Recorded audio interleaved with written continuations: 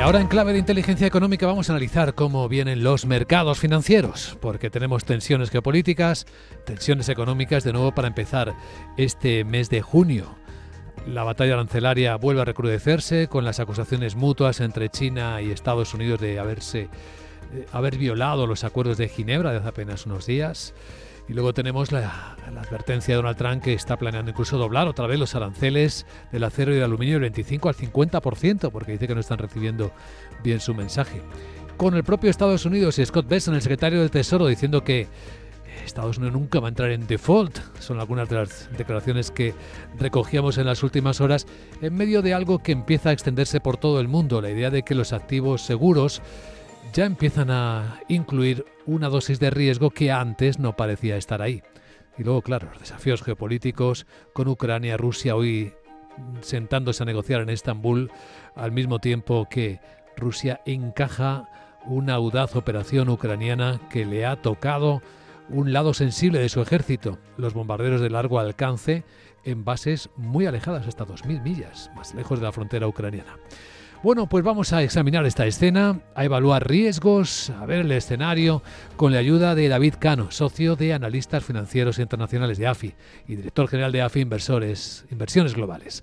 David, muy buenos días y bienvenido. Hola, ¿qué tal? Muy buenos días, muchas gracias. Pues parecíamos dejar un mes de mayo en el que se habían ido atemperando los mercados, incluso recuperando terreno perdido y ganando un poco de confianza, y de nuevo otra vez parece que está en el punto de salida.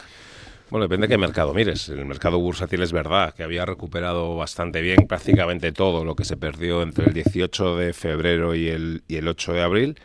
En el mercado de bonos lo tengo tan claro, y ahí hay que hablar qué es lo que es recuperar o no, pero es verdad que los tipos de interés están subiendo y, por ejemplo, en el caso del dólar, no solo no ha recuperado nada, sino que el dólar está, yo creo que en el momento de máxima debilidad del año. Por lo tanto, por eso digo, ¿no?, que la recuperación va mercado a mercado. Yo creo que la recuperación bursátil está soportada, bueno, pues porque igual la corrección había sido excesiva, porque los beneficios siguen creciendo y porque la tecnología está tirando, aunque no solo, porque en Europa están siendo los bancos los que están protagonizando la recuperación.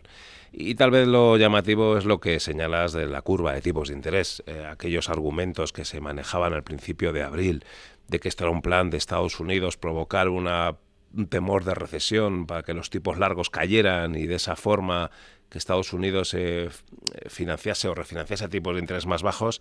Está claro que eso no era el plan, y si era el plan no está saliendo bien, porque los tipos largos están subiendo, porque algo que se ha puesto de manifiesto en el último mes y pico es que Estados Unidos, que es la economía más dinámica, más atractiva del mundo, también tiene sus vulnerabilidades. Su vulnerabilidad se llama déficit en la balanza por cuenta corriente, se llama necesidades de capitales desde el exterior para financiar, entre otras cosas, su déficit público, y si Estados Unidos se muestra muy beligerante con los inversores internacionales, estos no desplazan sus flujos de inversión hacia el mercado de deuda pública de Estados Unidos y vemos ese repunte de tipos de interés que desde luego está siendo muy llamativo.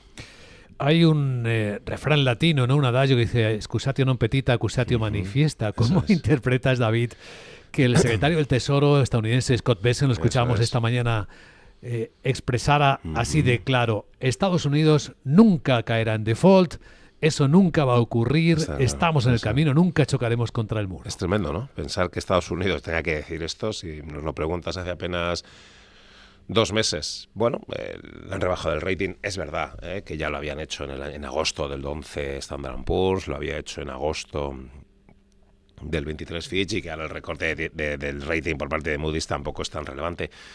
Pero es más esta percepción de que para que las subastas de deuda pública de Estados Unidos salgan bien, necesitan los capitales desde el exterior. Y si los inversores del resto del mundo deciden no acudir a subastas, por lo que sea, por la percepción de que tenemos mucha concentración en activos financieros de Estados Unidos, porque igual ahora te fías menos del gobierno de lo que te fiabas antes, o simplemente porque no te da la gana ante la beligerancia, y porque si estamos en una guerra comercial, alguno dirá, bueno, igual que es una guerra comercial, esto es una guerra financiera. Por un motivo u otro, es verdad, yo como economista y como gestor, creo que esto es uno de los elementos que más tenemos que analizar y que le está causando daño a Estados Unidos y a la reputación. No sé si finalmente la guerra y comercial y los aranceles le irá bien a Estados Unidos o no para su recaudación. No tengo tan claro que le vaya a ir bien para la actividad económica, pero desde luego está yendo muy mal para la imagen exterior de Estados Unidos entre los inversores, y el reflejo lo vemos, como digo, en el tipo de cambio del dólar y en el repunte de los tipos de interés. La pregunta ¿es solo Estados Unidos o puede tener más que ver con el exceso de deuda? ¿Cuántas veces hemos hablado, David, de que probablemente una crisis futura, una crisis venidera, vendría de una crisis de deuda?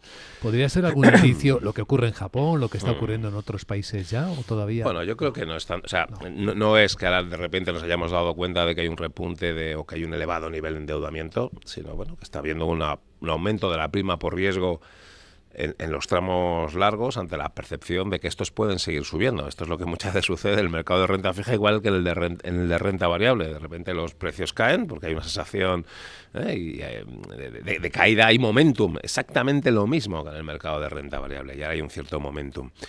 Es verdad que el repunte en Alemania o en Europa no está siendo tan intenso. O si quieres, fijémonos lo que está pasando a la prima por riesgo de España, de Italia y de Francia, que están cediendo, y si hay un bloque que tiene un mayor problema de deuda pública que el propio Estados Unidos es la zona euro, ¿no? Yo creo que lo que está pasando es una prima por riesgo adicional que se le está exigiendo al tramo extra largo o al tramo largo de la curva americana. Y en el caso de Japón es curioso, sí, ahí sí que verdaderamente es llamativo, porque a Japón le pasa todo lo contrario que a Estados Unidos. Tiene un abultadísimo superávit por cuenta corriente, es decir, en Japón hay dinero más que suficiente para comprar los bonos públicos, ¿no? Y por tanto sí sorprende el repunte de tipos. Y atención, un dato, el 30 años japonés, que ya está en el 2,90, que lo recordar, está prácticamente en el mismo nivel que el 30 años alemán, ¿eh? ¿Quién nos lo iba a haber dicho hace unos cuantos meses atrás? Y esto, bueno, pues otro elemento interesante en la gestión de carteras de renta fija. Deberíamos incorporar deuda pública japonesa, y me explico y lo comparo también con la renta variable. Sí. En renta variable nadie duda de tener una colocación de una asset allocation de renta variable en línea con lo que son los tamaños del mercado, y Estados Unidos es el principal mercado bursátil del mundo, pero claro, el mercado bursátil japonés es el tercero y es muy difícil encontrar una cartera de renta variable mundial que no tenga bolsa japonesa. Bueno, pues ahora podría pasar lo mismo con la deuda pública japonesa. Y nosotros no tenemos, ni hemos tenido en los últimos años, pero con una curva japonesa que ya ofrece un tipo de interés similar al europeo, con un yen que además tiene pinta de que está algo depreciado, bueno, pues ¿por qué no? Tenemos que empezar a plantearnos la incorporación de deuda pública japonesa en las carteras. Voy a pedirte, David Cano, y además como eres profesor seguro que puedes responder bien a esta pregunta, una traducción para los inversores conservadores, que son la mayoría. Es decir, inversores conservadores tienen la mayor parte de sus activos precisamente en renta fija, en bonos del Estado. Eso es. ¿Qué deben tener en cuenta en esta escena? Muy Porque bien. ahora se está introduciendo un factor de riesgo que quizás no estén tan habituados a él. Pues fíjate, para inversiones a medio y largo plazo, que al final en renta fija es, ¿qué perspectivas tienes para la inflación? ¿Y cuál es el tipo de interés? Es decir, si tienes una perspectiva para la inflación en la zona del 2%, Sí.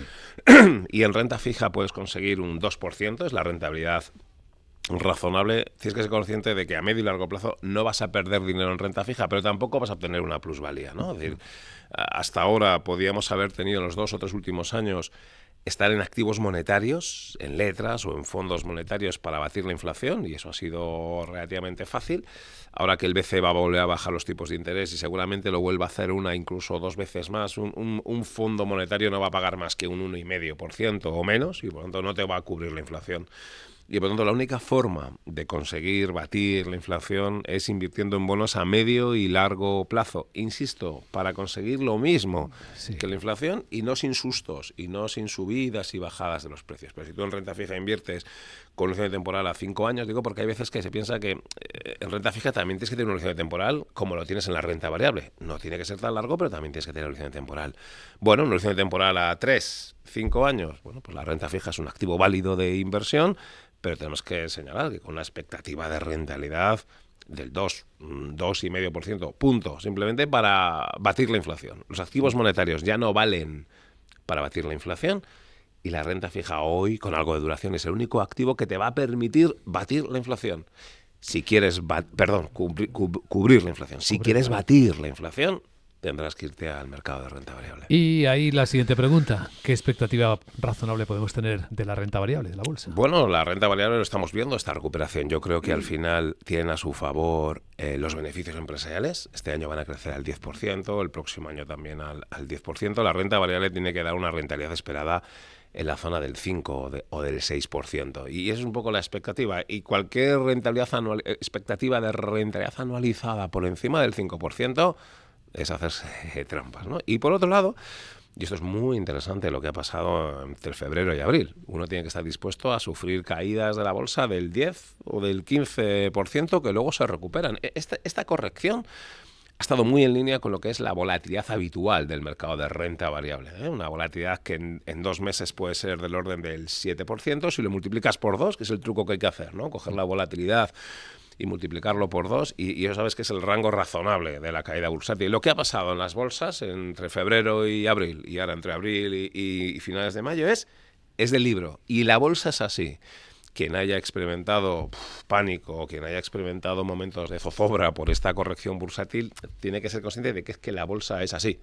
Oye, quien haya visto que pues, no ha pasado nada, no me he preocupado, es que ese es un inversor que está preparado que es para la renta variable y que seguramente es lo mejor, porque a medio y largo plazo va a ser el activo que va a permitir batir la inflación, ahora que la renta fija seguramente no. Y una cosa más, David. Se cumplen 7 años de la llegada al gobierno de Pedro Sánchez. No es una pregunta política, sino una pregunta macroeconómica. En 7 años, ¿qué es lo mejor y lo peor que le ha pasado a España en términos macro? Muy bien, yo claramente lo mejor es la balanza por cuenta corriente. España tiene superávit en la balanza por cuenta corriente. España S.A., España en su conjunto, el gobierno, el Estado, las administraciones públicas, las familias y las empresas consiguen ahorrar, consiguen tener un exceso de ahorro que está permitiendo repagar la deuda que acumulamos entre el año 2000 y el año 2012, que es cuando tuvimos déficit en la balanza por cuenta corriente, y nuestra posición internacional neta, que era del menos 100%, ahora es del menos 50%. Para mí, claramente, el superávit en la balanza por cuenta corriente. El problema, evidentemente, la deuda pública, que está bajando en los últimos tiempos, es verdad,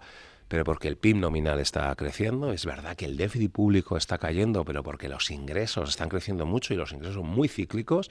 Creo que el gran problema de la economía española se llama que el gasto público tiene un componente de estructural, que unos ingresos públicos que están creciendo mucho porque el ciclo está yendo muy bien, mañana pueden empezar a caer, y eso provocaría un déficit público estructural que, aunque la deuda pública está cayendo y está solo, entre comillas, en el 100%, para mí claramente debería ser, o es la parte que no está. Hay más problemas, precio de la vivienda, pero sí tengo que y también hay más cosas muy buenas, la salud de la solvencia de la banca, por ejemplo, pero lo bueno como macroeconomista, superávit de la balanza por cuenta corriente. En mi opinión, lo malo, el déficit y la deuda pública. Excelente resumen. Con David Cano, socio de analistas financieros internacionales, AFI, director general de AFI Inversiones Globales. Gracias, David. Ha sido un placer, hasta otra.